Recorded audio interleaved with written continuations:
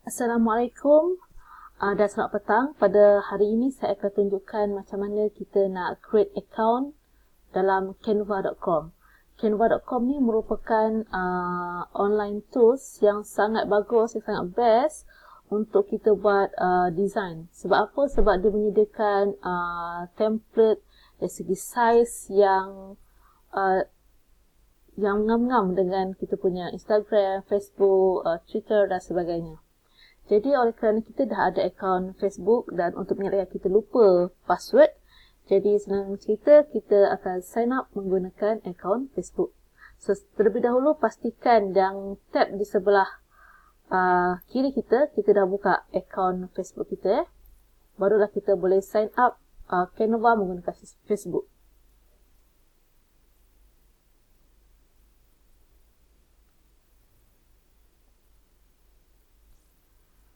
Okey, ini adalah first interface dalam canva.com.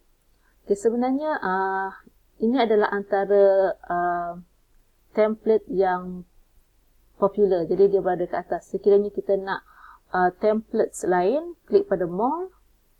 Dan anda boleh perhatikan banyak template yang anda boleh pilih.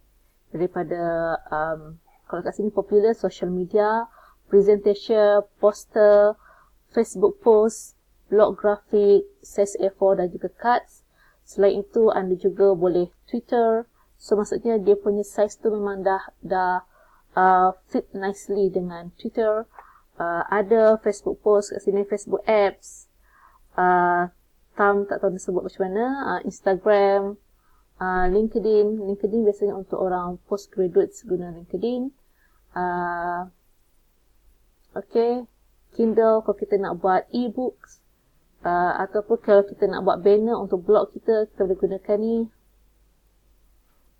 Kita juga boleh buat poster, nak buat menu, business card, flyers, logo, dia dah ada size dia. Okay, macam-macam yang disediakan oleh Canva. Jadi apa yang first yang saya nak ajar anda adalah macam mana kita nak buat Facebook cover.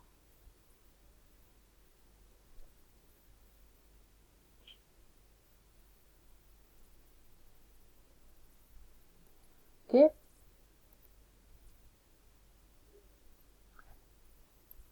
Okay, cuba anda lihat. Di sini, dia punya size ini adalah canvas untuk Facebook cover. Ini adalah size-nya. Dan kat sini ada anonymous, iaitu gambar. Kalau anda perasan, kalau dalam Facebook profile kita ada picture profile dan ini adalah Facebook cover. Jadi kat sini sebenarnya dia hanya nak bagi kita gambaran supaya kita pastikan gambar ataupun maklumat penting tidak berada di sebelah sini. Tidak berada di sebelah sini sebab ini akan ada gambar nanti. Okay, di sebelah sini adalah antara design yang ada. So, anda pastikan ada yang free dan ada juga yang berbayar. Jadi, kerana kita adalah free account, kita gunakan template-template yang free sajalah. Okay, ada banyak template yang sedia ada yang boleh anda pilih. Okay, let's say saya dah buat Facebook saya adalah untuk photo GIF. Jadi kita nak cari template yang significant ataupun yang sesuai dengan Facebook kita. Jadi let's say saya ambil gambar ni. Sebab dia ada general dan kita renamekan dia dengan photo GIF. Photo GIF and then kat sini saya nak buat by Ana.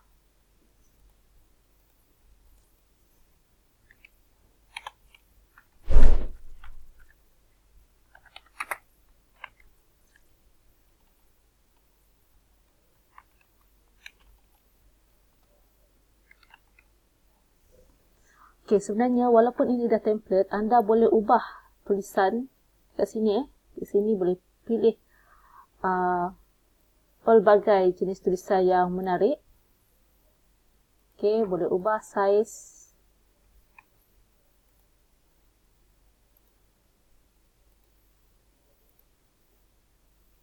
Size warna.